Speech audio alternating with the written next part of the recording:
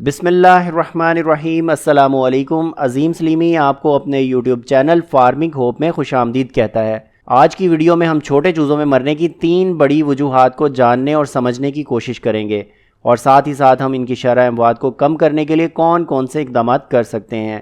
میری آپ دوستوں سے درخواست ہے اس ویڈیو کو مکمل دیکھیں، اور اگر اس ویڈیو کو مکمل دیکھنے اور عمل کرنے کے بعد بھی آپ کے پاس چوزوں کی اموات کم نہیں ہو رہی تو آپ ڈسکرپشن میں موجود میرے واٹس ایپ نمبر پر لازمی رابطہ کریں تاکہ ہم مل کر ان مسائل کو حل کر سکیں اور زیادہ سے زیادہ لوگوں کی مدد کر سکیں۔ مگر اس سے پہلے اگر آپ اس چینل پر نئے ہیں تو اس چینل کو سبسکرائب کر لیجئے اور بیل آئیکن بھی پریس کر لیجئے۔ تو چلیے چلتے ہیں ویڈیو کی طرف۔ انکیوبیٹر سے باہر آنے والے چوزے پہلے 5 دن کے اندر سست ہونے کے بعد کھانا پینا چھوڑ دیتے ہیں اور مرنا شروع ہو جاتے ہیں۔ ایسی صورتحال کو علاج سے پہلے سمجھنا انتہائی ضروری ہے۔ چوزہ انڈے کے اندر اپنی ناف کے ذریعے انڈے کے خول کے ساتھ جڑا ہوا ہوتا ہے اور پورے خول کے ساتھ شریانوں کا جال بچھا ہوا ہوتا ہے، اور ان شریانوں میں خون کی سرکولیشن سے ہوا میں موجود آکسیجن چوزے کے جسم کی ضرورت کو پورا کرتی ہے۔ چوزے کے جسم کے اندر آکسیجن کی ضرورت اس کے آخری دنوں میں بڑھ جاتی ہے۔ انڈے میں پہلا سوراخ چوزے کے لیے پہلے سانس کا ذریعہ بنتا ہے جس سے پھیپھڑے حرکت میں آتے ہیں، اور اس طرح انڈے کے خول کا چوزے کے جسم سے رابطہ باہر آنے تک ناف کے ذریعے بنا رہتا ہے۔ چوزہ جب ناف کو انڈے سے الگ کرتا ہے تو ناف میں ایک زخم وجود میں آتا ہے۔ انکیوبیٹر کا ماحول کیونکہ بیکٹیریاز کی گروتھ کے لیے بہترین ہوتا ہے، اس لیے ہیچنگ کے دوران بیکٹیریل گروتھ کے بڑھنے سے ناف کے زخم میں 90% تک انفیکشن کے چانسز ہوتے ہیں۔ بیکٹیریا چوزوں کے ناف والے حصے میں زخم کو متاثر کرتا ہے اور کچھ ہی دنوں میں انکیوبیٹر سے باہر آنے والے چوزے سست ہو کر کھانا پینا چھوڑ کر مرنا شروع ہو جاتے ہیں۔ یہ انفیکشن بظاہر نظر نہیں آتا کیونکہ یہ انٹرنلی چوزوں کو متاثر کر رہا ہوتا ہے۔ ایسی صورتحال سے بچنے کے لیے فارمر حضرات کو ہمیشہ انکیوبیٹر سے باہر آنے والے چوزوں کو فلشنگ کے پہلے 3 دن اینٹی بائیوٹک اور ملٹی وائٹامن کا کورس لازمی کروانا چاہیے۔ میں ہمیشہ پہلے 3 دن ٹرائفل اور ویٹا سول سپر پانی میں ملا کر استعمال کرواتا ہوں۔ اگر آپ نے چوزے کہیں سے منگوائے ہیں تو سفری تھکاوٹ کو دور کرنے کے لیے پہلے ORS اور کیلپول ملا پانی استعمال کروائیں اور فلشنگ سے گریز کریں۔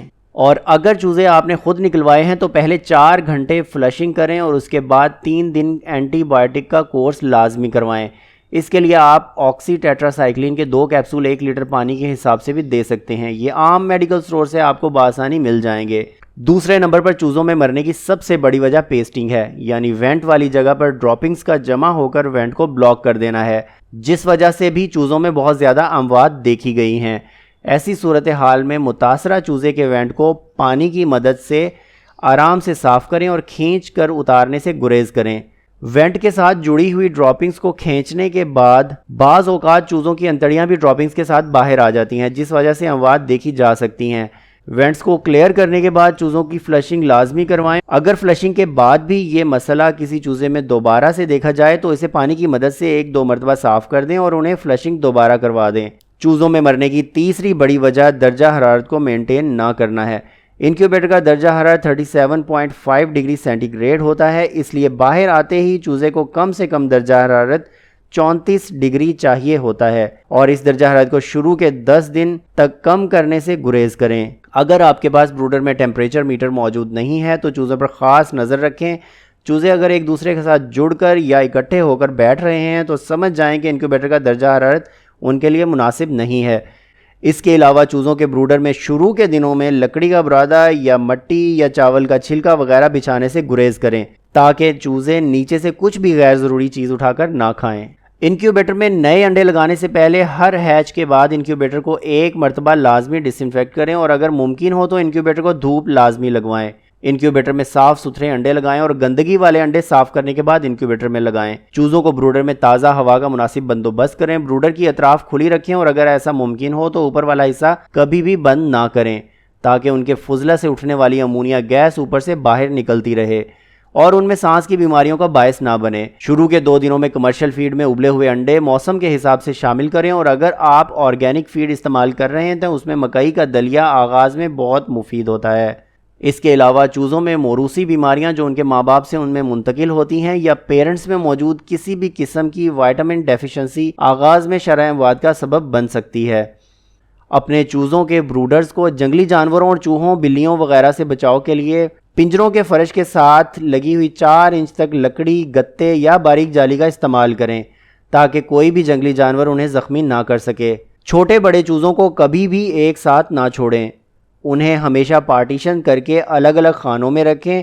بڑے چھوٹے چوزوں کو ایک ساتھ رکھنے میں ہمیشہ مورٹیلٹی ریشو چھوٹے چوزوں میں زیادہ دیکھی گئی ہے، اور چھوٹے چوزے بڑے چوزوں سے ڈر کی وجہ سے کمزور رہ جاتے ہیں۔ ہمیشہ چوزوں کو تازہ خوراک مہیا کریں اور تسلی کر لیں کہ فیڈ میں کسی بھی قسم کی فنگس یا نمی موجود نہ ہو۔